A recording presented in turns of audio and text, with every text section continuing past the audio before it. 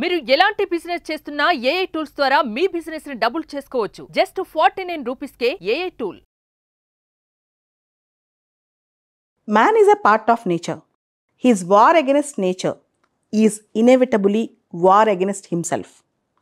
మనిషి ప్రకృతిలో ఒక భాగం.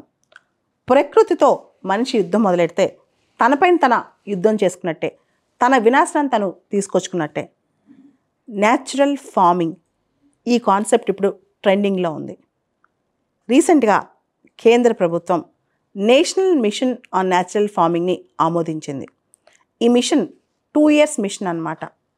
ఈ మిషన్కి సంబంధించి 2481 crores 2481 కోట్ల అవుట్లే, దాదాపు 1 కోటి మంది ఫార్మర్స్ను రీచ్ అవ్వాలన్న ప్లానింగ్ అనమాట. అసలు ఈ న్యాచురల్ ఫార్మింగ్ ఏంటి అంటే సహజ సిద్ధంగా వ్యవసాయం, ప్రకృతికి అనుగుణంగా వ్యవసాయం, ఆర్టిఫిషియల్ ఫర్టిలైజర్స్, పెస్టిసైడ్స్ ఇవన్నీ వేయకుండా ప్రకృతి పరంగా వ్యవసాయం అన్నమాట.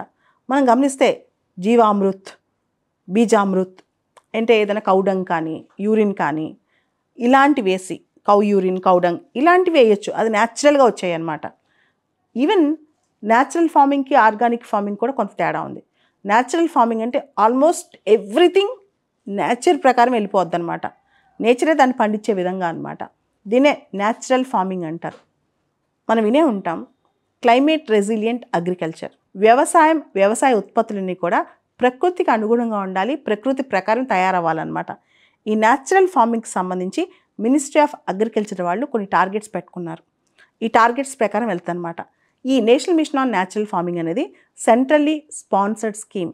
అంటే దీనిలో 2480 కోట్లు, దాదాపు 1600 కోట్లు సెంట్రల్ గవర్నమెంట్ ఇస్తుంటే మిగతా 850-900 crores స్టేట్ గవర్నమెంట్స్ ఇవ్వాలన్నమాట మ్యాచింగ్ గ్రాంట్. సో దీని టార్గెట్ ఏంటంటే న్యాచురల్ ఫార్మింగ్ వైపు ఫార్మర్స్ని మళ్లించడం, తద్వారా న్యాచురల్ ఫార్మింగ్ పెంపొందించడం.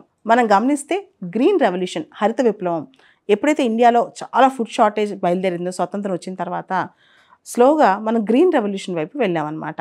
ఈ గ్రీన్ రెవల్యూషన్లో ఆర్టిఫిషియల్ పెస్టిసైడ్స్, కెమికల్స్ వాడటం, ఫర్టిలైజర్స్ వాడటం ఇవన్నీ కూడా బాగా పెరిగిపోయాయి. మనకి అప్పుడు ఫుడ్ సెక్యూరిటీ కావాలి, ఫుడ్ ఇండిపెండెన్స్ కావాలి, అన్నీ వచ్చాయి. కానీ మనం ఏం చేస్తున్నాం, ఎక్కువగా ఈ ఫర్టిలైజర్స్, పెస్టిసైడ్స్ వాడటం వల్ల సాయిల్ ఫర్టిలిటీ దెబ్బతింటుంది. దాంతోపాటు మన ఎన్విరాన్మెంట్ కూడా కంటామినేట్ అవుతుంది. అండ్ అవి తిన్న మనం, చుట్టూ ఉన్న పశువులు అన్నీ కూడా, అంటే వన్ హెల్త్ అప్రోచ్లో అన్నీ పాడవుతాయి. ఎన్విరాన్మెంట్ నాశనం అవుతుంది, మనుషులు నాశనం అవుతారు, పశు సంపద నాశనం అవుతుంది. ఇవన్నీ పక్కన పెట్టి ఇప్పుడు మనం నేచురల్ ఫార్మింగ్ వైపు వెళ్తున్నాం అనమాట. దీనికి సంబంధించి కేంద్ర ప్రభుత్వం 10,000 బయో ఇన్పుట్ రిసోర్స్ సెంటర్స్ ఏర్పాటు చేయబోతుంది అనమాట. బయో ఇన్పుట్ రిసోర్స్ సెంటర్స్ అంటే ఏదైతే న్యాచురల్ ఫార్మింగ్లో ఇన్పుట్స్గా వాడతామో అవి ప్రభుత్వం తయారు చేసి ప్రజలకు అందిస్తుంది అనమాట. దాంతోపాటు మోడల్ డెమాన్స్ట్రేషన్ ఫార్మ్స్, ఈ న్యాచురల్ ఫార్మింగ్ ఎలా చేయాలో అని చెప్పి అగ్రికల్చర్ యూనివర్సిటీస్ దగ్గరలో, ఇక్రిసాట్ ఇలాంటి వాటి దగ్గరలో, అదేవిధంగా కృషి వికాస్ కేంద్రాస్ దగ్గరలో మోడల్ ఫార్మ్స్ ఏర్పాటు చేసి అది ఎలా చేయాలో నేర్పిస్తారు అనమాట రైతులకి. వీటన్నిటితో పాటు న్యాచురల్ ఫార్మింగ్, సహజ సిద్ధమైన వ్యవసాయానికి సంబంధించి రైతులకి ట్రైనింగ్ అందిస్తారు, తర్ఫీదు ఇస్తారనమాట. దాదాపు 18,70,000 మంది ఫార్మర్స్కి ఈ ట్రైనింగ్లో ఇంక్లూడ్ చేసి వచ్చే 2 సంవత్సరాల్లో ట్రైనింగ్ ఇస్తారు న్యాచురల్ ఫార్మింగ్ ఎలా చేయాలి అనే దాని మీద. గ్రాస్ రూట్ లెవెల్లో రైతులకి న్యాచురల్ ఫార్మింగ్ ఎలా చేయాలనే దాని మీద 30,000 మంది వాలంటీర్స్, కృషి సఖీస్ వీళ్ళు ఏం చేస్తారంటే కమ్యూనిటీ బేస్డ్గా ప్రతి చోటకి వెళ్ళి రైతులకి అప్రోచ్ అయ్యి వాళ్ళు సహజమైన వ్యవసాయం ఎలా చేయాలని వాళ్ళకి తర్ఫీదు ఇస్తూ, అవేర్నెస్ క్రియేట్ చేస్తూ వాళ్ళని ముందు తీసుకెళ్తూ ఉంటారు. సో సస్టైనబుల్ అగ్రికల్చర్, సుస్థిర వ్యవసాయం తీసుకురావచ్చు, బయోడైవర్సిటీని ప్రొటెక్ట్ చేయొచ్చు, క్లైమేట్ రెసిలియంట్ అగ్రికల్చర్ని తీసుకురావచ్చు. అంటే వాతావరణానికి అనుగుణంగా, మనకున్న స్థితిగతులకు అనుగుణంగా వాతావరణ మార్పును తట్టుకుని బతికే వ్యవసాయాన్ని మనం ముందు తీసుకెళ్ళొచ్చు. ఇప్పుడు మనం తినే ఆహారం మొత్తం కెమికల్ ఇండ్యూస్డ్ కదా, చాలా వరకు ఈ కెమికల్స్ వేసే పండిస్తున్నారు. ఈ న్యాచురల్ ఫార్మింగ్లో ట్రెడిషనల్ సనాతన పద్ధతుల్లో ఫార్మింగ్, వ్యవసాయం ఎలా చేస్తారో అవి మళ్ళా తీసుకొచ్చుకుని వాటిని పునరుజ్జీవం కలిగించడం, ఇవన్నీ కూడా ఈ న్యాచురల్ ఫార్మింగ్ ఒక మిషన్లో ప్రధానమైన లక్ష్యాలు అనమాట. ఇలాంటి న్యాచురల్ ఫార్మింగ్ పథకాలే ఆంధ్రాలో, హిమాచల్ ప్రదేశ్లో ఇంతకుముందు స్టార్ట్ అయ్యాయి. ఉదాహరణకి ఆంధ్రప్రదేశ్లో జీరో బడ్జెట్ న్యాచురల్ ఫార్మింగ్ అని చెప్పి 2016లోనే డిస్కస్ చేశారు. దాన్ని ప్రయోగాత్మకంగా తీసుకెళ్తున్నారు కూడా. అదేవిధంగా హిమాచల్ ప్రదేశ్లో కూడా ప్రాకృతిక్ ఖేతీ కుశాల్ యోజన అని చెప్పి స్కీమ్ లాంచ్ చేశారు న్యాచురల్ ఫార్మింగ్ కోసం. మీకు అందరికీ తెలుసు సిక్కిం కంప్లీట్గా ఆర్గానిక్ ఫార్మింగ్ స్టేట్ అని చెప్పి. ఆర్గానిక్ ఫార్మింగ్లో కొన్ని ఫర్టిలైజర్స్ కానీ ఇవన్నీ ఆర్గానిక్గా వచ్చినవి వాడతారనమాట, కెమికల్స్ వాడకుండా. న్యాచురల్ ఫార్మింగ్లో చాలా వరకు అసలు ఏవి వాడరు. వీలైనంత వరకు ప్రకృతి పరంగానే ఉంటుంది. ఏదైనా ఒకటి రెండు వాడినా కంప్లీట్గా నేచర్ పరంగానే ఉంటుంది అనమాట. ఆర్గానిక్ ఫార్మింగ్లో ఆర్గానిక్ అప్రూవ్డ్ ఫర్టిలైజర్స్, పెస్టిసైడ్స్ అవి వాడతారు. న్యాచురల్ ఫార్మింగ్లో ఇలాంటి ఫర్టిలైజర్స్, పెస్టిసైడ్స్ కూడా వాడరు.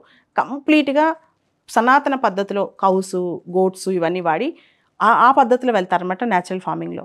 ఇవన్నీ పక్కన పెడితే మనం ఒక సవాల్ను కూడా ఇక్కడ గ్రహించాలి. శ్రీలంకలో కొన్ని సంవత్సరాల క్రితం, ఒక 4-5 ఏళ్ల క్రితం ఆర్గానిక్ ఫార్మింగ్ షిఫ్ట్ అయిపోవాలని చెప్పి ఒక పెద్ద ప్లాన్ వేశారనమాట. ఎందుకంటే వాళ్ళు ఫర్టిలైజర్స్, పెస్టిసైడ్స్ కొనుక్కునే డబ్బులు లేవు వాళ్ళ దగ్గర, ఫారెక్స్ రిజర్వ్స్ లేవు. సడన్గా గవర్నమెంట్ ఏం చేసినట్టు తెలివిగా మనందరం ఆర్గానిక్ ఫార్మింగ్కి వెళ్ళిపోవాలని చెప్పింది. కానీ ఆర్గానిక్ ఫార్మింగ్ కానీ న్యాచురల్ ఫార్మింగ్ కానీ సడన్గా షిఫ్ట్ అయిపోతే ఈల్డ్స్ ఫస్ట్లో రావు అనమాట, చాలా కష్టం అది. దాంతో ఒకటేసారి మన ఫుడ్ సెక్యూరిటీ దెబ్బతినొచ్చు. అందుకనే ప్రభుత్వం తెలివిగా కేవలం 1 కోటి మంది ఫార్మర్స్ని మాత్రమే దీనిలోకి షిఫ్ట్ చేయాలి, కొంత పైలట్ ప్రాజెక్ట్గా చేయాలని ఆలోచిస్తుంది అనమాట.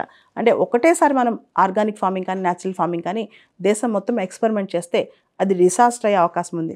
శ్రీలంకలో కూడా ఆర్గానిక్ ఫార్మింగ్ డిజాస్టర్ అంటారనమాట దాన్నే. ఇక్కడ మనం ఇంకో కేస్ స్టడీ చూసుకుంటే క్యూబా బాగా సక్సెస్ అయింది ఆర్గానిక్ ఫార్మింగ్లో. 1991 తర్వాత సోవియట్ యూనియన్ డిసింటిగ్రేట్ అయిన తర్వాత క్యూబా కూడా ఫర్టిలైజర్స్, పెస్టిసైడ్స్ లేక ఆర్గానిక్ షిఫ్ట్ అయింది. కానీ క్యూబాలో జనాభా తక్కువ కాబట్టి చాలా జాగ్రత్తగా తెలివిగా ఇంప్లిమెంట్ చేసింది కాబట్టి క్యూబాలో ఆర్గానిక్ ఫార్మింగ్ బాగా సక్సెస్ అయిందనమాట. అలానే మన సిక్కింలో కూడా ఆర్గానిక్ ఫార్మింగ్ బాగానే సక్సెస్ అయింది.